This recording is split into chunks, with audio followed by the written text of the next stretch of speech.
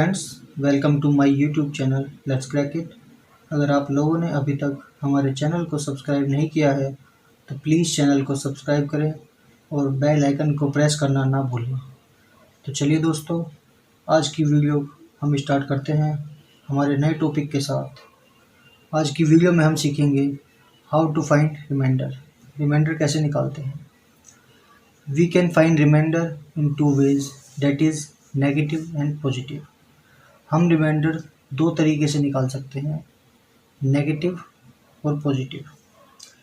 इस बात को मैं एग्जाम्पल के द्वारा समझाऊंगा। हम 17 को 5 से भाग करेंगे, 5 तिया 15। यहाँ पे जो रिमाइंडर बचेगा वो हमारा 2 बचेगा, जो कि पॉजिटिव में होगा।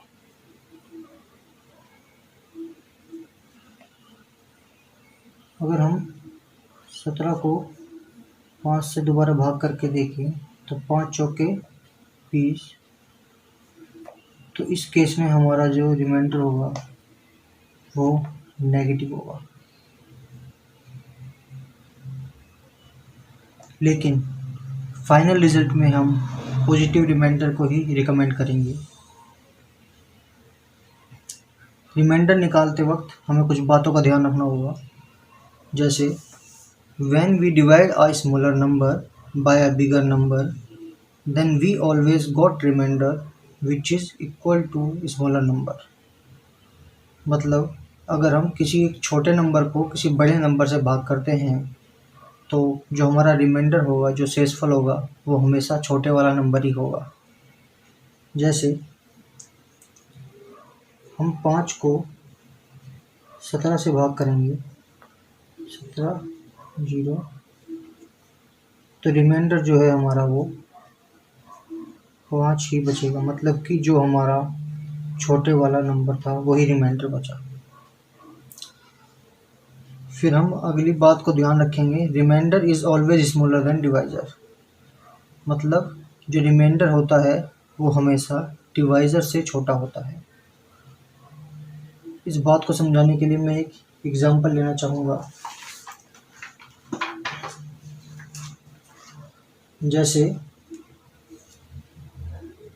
65 इंटू 78 डिवाइड बाय 9 से हमें 65 गुना 78 को भाग देना है। उसमें रिमाइंडर बताना है कि रिमाइंडर क्या होगा। तो 9 से 65 को भाग देंगे तो 9 सत्ते 63, मतलब कि यहाँ पे प्लस का 2 रिमाइंडर बचा। 9 छिक 72, यहाँ पे प्लस का 6 रिमाइंडर बचा। अब हम इन रिमाइंडर की आपस में गुना करेंगे, 6 दूनी 12। तो दोस्तों जो 12 है वो 9 से बड़ा है। मतलब कि जो 12 है वो अभी 9 से एक बार और कट सकता है। जैसे कि मैंने आपको बताया है कि रिमाइंडर जो है वो कभी भी डिवाइज़र से बड़ा नहीं होगा। तो 9 से हम 12 को दोबारा भाग करेंगे, 9 एकम 9, तो यहाँ पे 3 जो है वो रिमाइंडर बचेगा।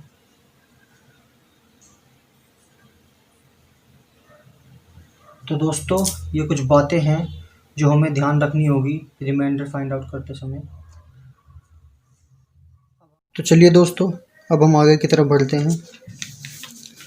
अब हम देखेंगे कि जो कॉम्पिटिटिव एग्ज़ाम्स हैं उसमें रिमाइंडर के क्वेश्चन किस तरह से पूछे जाते हैं। इस क्वेश्चन में हमको ऊपर वाली संख्याओं को 19 से भाग देना है और बताना है कि रिमाइंडर क्या बचेगा।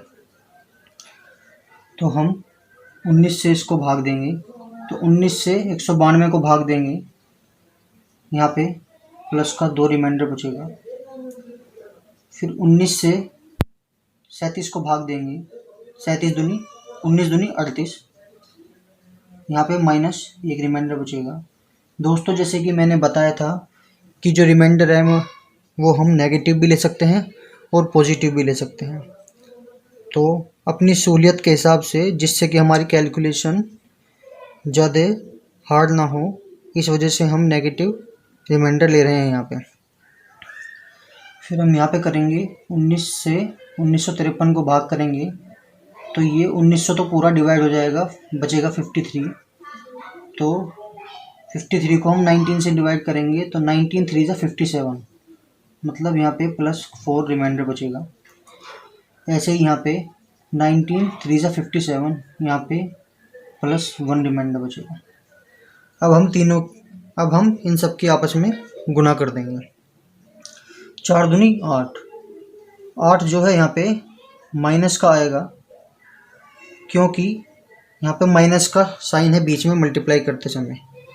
अगर यहाँ पे एक और माइनस का साइन होता तो माइनस माइनस प्लस हो जाता, तो यहाँ पे पॉजिटिव का 8 लेते हैं हम, लेकिन यहाँ पर एक माइनस का साइन है तो यहाँ पे -8 लेंगे।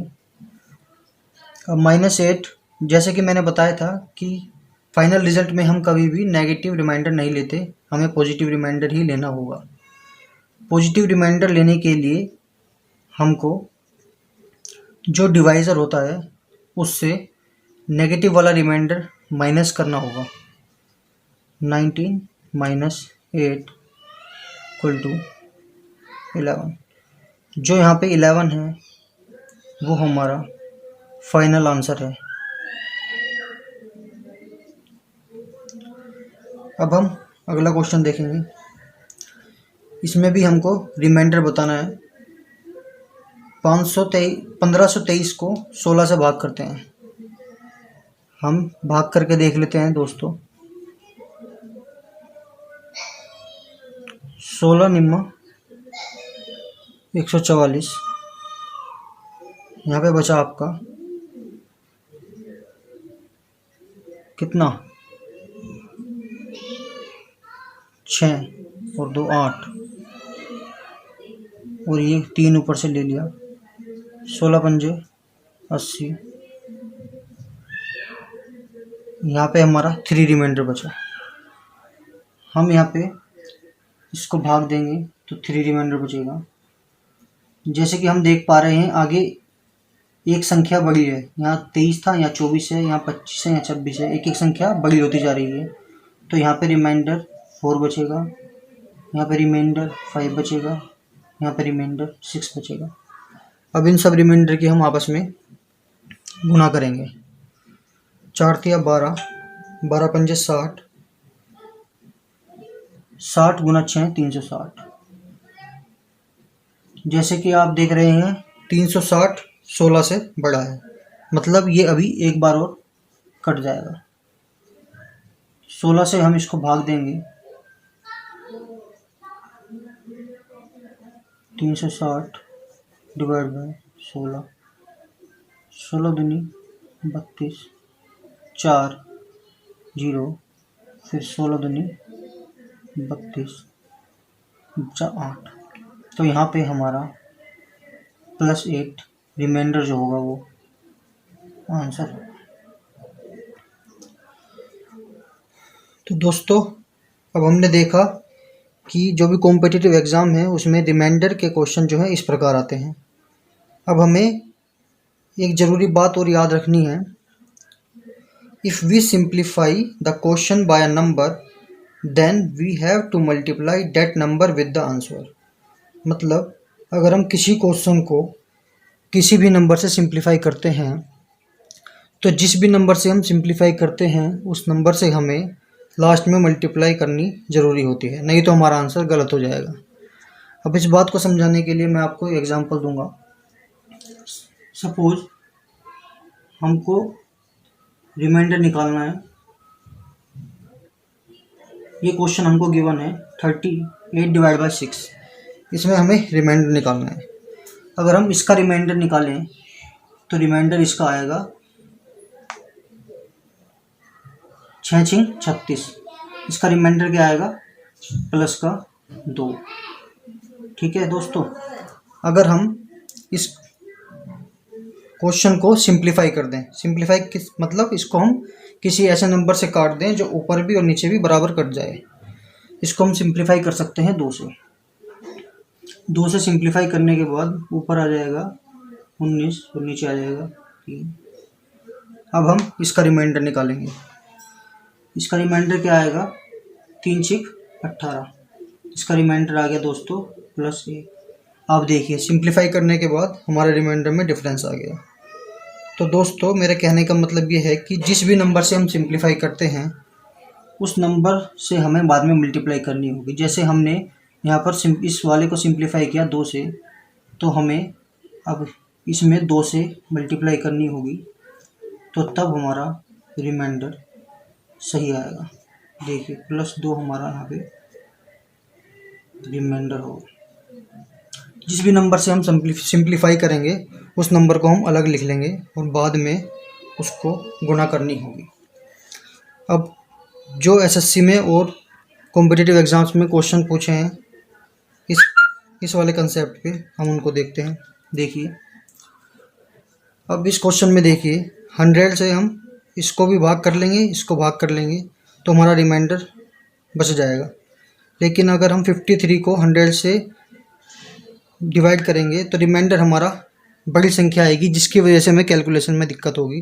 तो इस क्वेश्चन को हमें सिंप्लीफाई करना होगा और जिस भी नंबर से हम इसको सिंप्लीफाई करेंगे उस नंबर को हमें अलग लिखना होगा। तो ये देखेंगे हम सिंप्लीफाई हो जाएगा 4 से। अगर हम इसको 4 से भाग देंगे तो ये बचेगा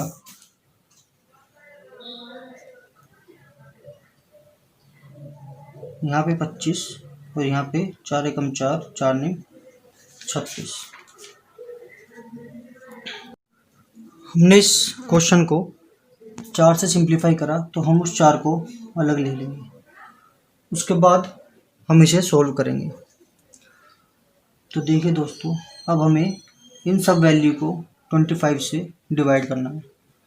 25 से अगर हम इसको डिवाइड करेंगे तो डिवाइड करके देख लीजिएगा, यहाँ पर +3 रिमाइंडर बचेगा इस केस में, इनटू फिर हम इसको 25 से डिवाइड करेंगे तो यहाँ पे -2 रिमाइंडर बचेगा।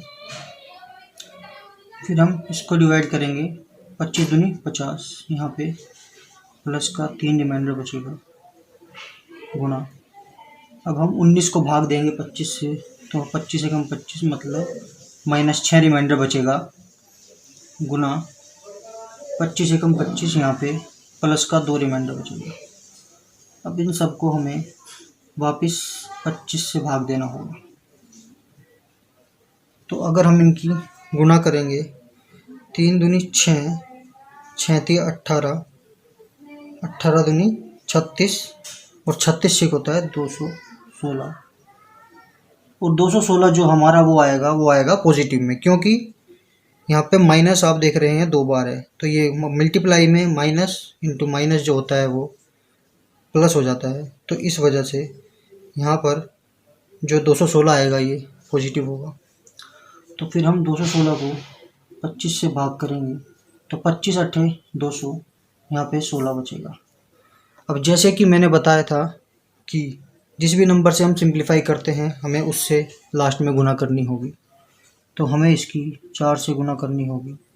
तो 16 चौके 64 हमारा यहाँ पे फाइनल आंसर होगा।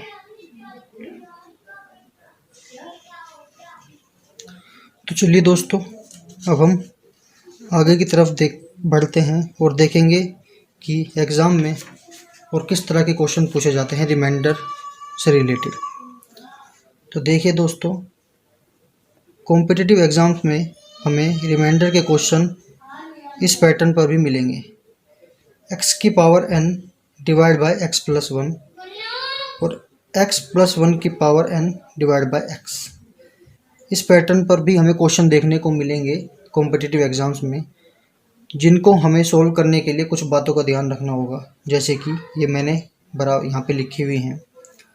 2 की पावर 1 2 होता है, 2 की पावर 2 4 होता है, 2 की पावर 3 8 होता है। इसी तरह इन सब को हमें याद रखना होगा अगर इस तरह के क्वेश्चन को सोल्व करना है, क्योंकि अभी तक जितने भी क्वेश्चन इस पैटर्न पे आए हैं उनमें इन्हीं का यूज हुआ है। तो देखिए अब हम कि क्वेश्चन कैसे आए हैं और हम उनको कैसे सोल्व करेंगे।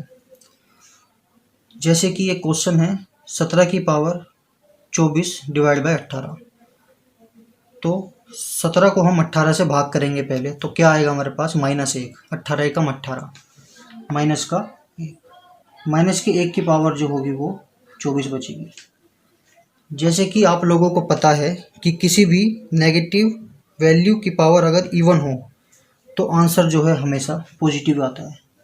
तो यहाँ पे जो हमारा आंसर होगा वो +1 रिमाइंडर होगा।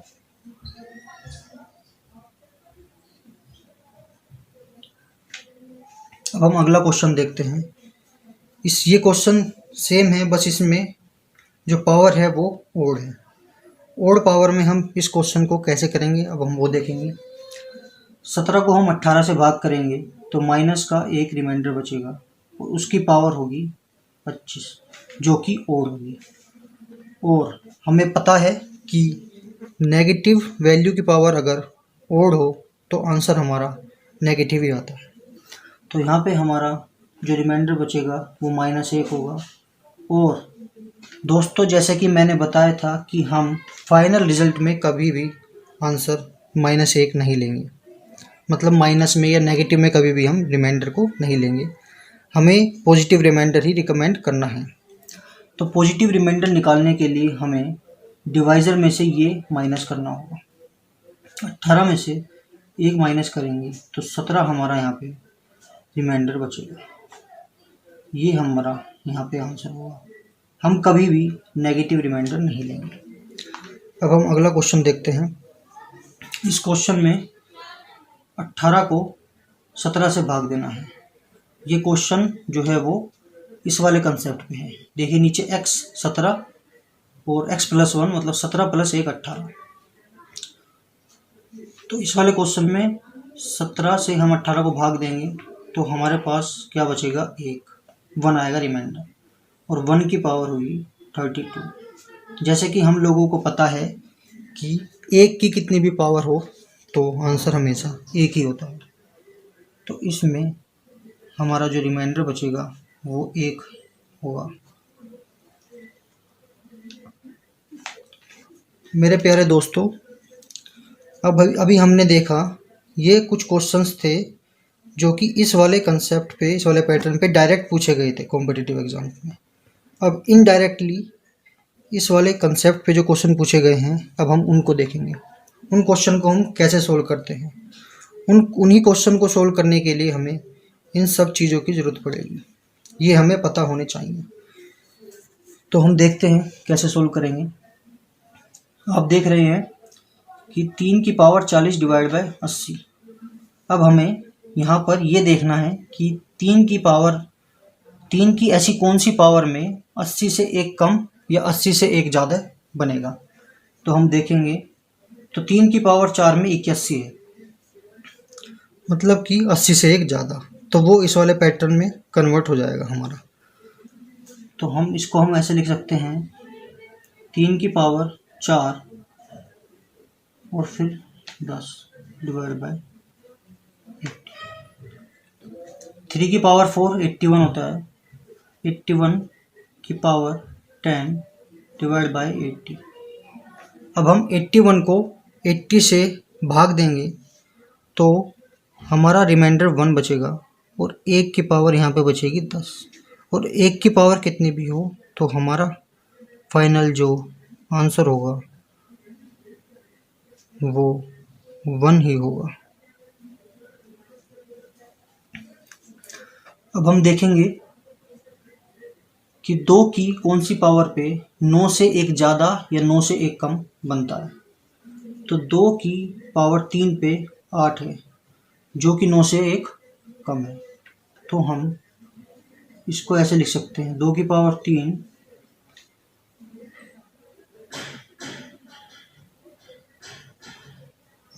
इसको हम ऐसे लिख सकते हैं। फिर 2 की पावर 3 8, 8 की पावर 21/9। अब 8 को हम 9 से भाग करेंगे तो -1 रिमाइंडर बचेगा, -1 की पावर 21। जैसे कि हमें पता है कि यहाँ पे नेगेटिव साइन है और पावर ओड है, मतलब हमारा जो आंसर आएगा वो नेगेटिव में आएगा। लेकिन हमें नेगेटिव आंसर नहीं लेना, हमें पॉजिटिव आंसर को ही रिकमेंड करना है, तो हमें डिवाइज़र में से ये घटाना होगा। तो 9 में से 1 गया तो बचा, यहाँ पे हमारा जो रिमाइंडर होगा वो 8 होगा।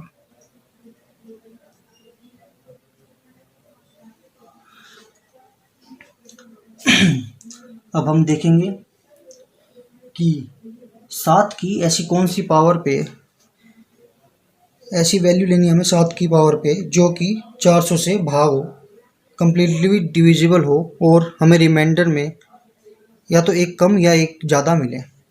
इस तरह के क्वेश्चन में हमें यही करना होता है। तो हमें पता है, हम देख पा रहे हैं जैसे कि 7 की पावर 4 पे 2401 बनता है। तो हम इसको ऐसे लिख सकते हैं, 7 की पावर 4 अपॉन 400। 7 की पावर 4 होता है 2401 डिवाइड बाय 400 और इसकी पावर हुई 100। अब 2401 को हम 400 से भाग देंगे तो 2400 तो पूरा कट जाएगा, 4 6 24, 2400 पूरा कट जाएगा 6 से। फिर हमारे पास यहाँ रिमाइंडर बचेगा 1, और 1 की पावर जो 100 होगी, तो यहाँ पे फाइनल रिमाइंडर हमारा 1 ही होगा। दोस्तों, जो मैं ये तरीका बता रहा हूँ, इससे आप क्वेश्चंस को बहुत इजीली और बहुत जल्दी सोल्व कर सकते हैं। ये तो मैं आपको समझाने के लिए इतना लिखना पड़ रहा है, लेकिन ये सब क्वेश्चन मन ही मन में सोल्व कर सकते हैं हम, इस जो मैं ये पैटर्न बता रहा हूँ इससे। अब हम देखेंगे कि 2 की पावर 76 डिवाइड बाय 96। अब इसमें हम पहले तो ये देखेंगे कि 2 की ऐसी कौन सी पावर पे 96 से एक ज़्यादा या 96 से एक कम आता है। तो हम जैसा कि इसमें देख पा रहे हैं, ऐसी कोई भी पावर नहीं है जिसमें कि 96 से एक कम या 96 से एक ज़्यादा हो। तो ऐसे क्वेश्चन में हमें क्या करना होता है, ये आपको ध्यान देना होगा। ये बहुत इंपॉर्टेंट क्वेश्चन है। इसमें जो है बच्चे कंफ्यूज हो जाते हैं। तो इस क्वेश्चन को करने के लिए हमें ये देखना होगा कि ऊपर और नीचे दोनों में से क्या कॉमन आ रहा है। तो हम जैसे कि देख पा रहे हैं, ऊपर हम ऐसे ही लिख लेंगे, जो 96 है उसको हम लिख सकते हैं 32 × 3, और जो 32 है वो 2 की पावर 5 है, मतलब 2 की पावर 76 अपॉन 2 की पावर 5 गुना 3। अब हम इसमें देख पा रहे हैं कि ऊपर और नीचे 2 की पावर 5 कॉमन ले सकते हैं। तो हम इसको, कॉमन का मतलब है कि हम इसको सिंप्लीफाई कर सकते हैं 2 की पावर 5 से, इसको इजी बना सकते हैं। 2 की पावर 5 से हम इसको सिंप्लीफाई करेंगे तो नीचे 2 की पावर 5 ख़त्म हो जाएगा, ऊपर हमारा 2 बचेगा जो कि 3 से 1 कम होगा। हमें यही वाला जो पैटर्न है वो मिल जाएगा। ठीक है दोस्तों, तो हम इसको 2 की पावर 5 से सिंप्लीफाई करेंगे। तो जैसे कि मैंने बताया था, जिस भी पावर से हम सिंप्लीफाई करते हैं या जिस भी नंबर से हम सिंप्लीफाई करते हैं तो उसको हम अलग से लिखते हैं। तो 2 की पावर 5 से हम सिंप्लीफाई कर रहे हैं तो हम उसको अलग लिख लेंगे, मतलब 2 की पावर 5 का मतलब 32। हम 32 को अलग से लिख लेंगे फिर, क्योंकि बाद में हमें उससे गुणा करनी होगी। तो हम 2 की पावर 5 से इसको सिंप्लीफाई करते हैं तो नीचे 2 की पावर 5 ख़त्म हो जाएगा, और ऊपर 2 की पावर 76 माइनस 5 डिवाइड बाय 3 आ जाएगा। ऊपर जो बचेगा 2 की पावर 71 डिवाइड बाय 3। अब हमें 2 को 3 से भाग देना है। 2 को 3 से भाग देंगे तो रिमाइंडर क्या होगा, माइनस का 1। तो माइनस के 1 की पावर जो होगी वो ओड है, तो जो हमारा आंसर होगा वो भी माइनस में होगा। जैसे कि मैंने आपको बताया है कि जो भी रिमाइंडर होगा वो हम कभी भी माइनस में नहीं लेंगे, तो हमें रिमाइंडर पॉजिटिव ही रिकमेंड करना है। तो पॉजिटिव रिमाइंडर के लिए हमें डिवाइज़र में से ये घटाना होगा। तो डिवाइज़र में से अगर हम माइनस का 1 घटाएंगे, 3 में से हम 1 घटाएंगे तो हमारा बचेगा 2। तो जो 2 होगा वो हमारा फाइनल आंसर नहीं होगा। हमें अब 2 को 32 से गुणा करनी होगी, क्योंकि हमने इससे इसको सिंप्लीफाई किया था। तो हमारा जो फाइनल आंसर होगा वो 64 होगा।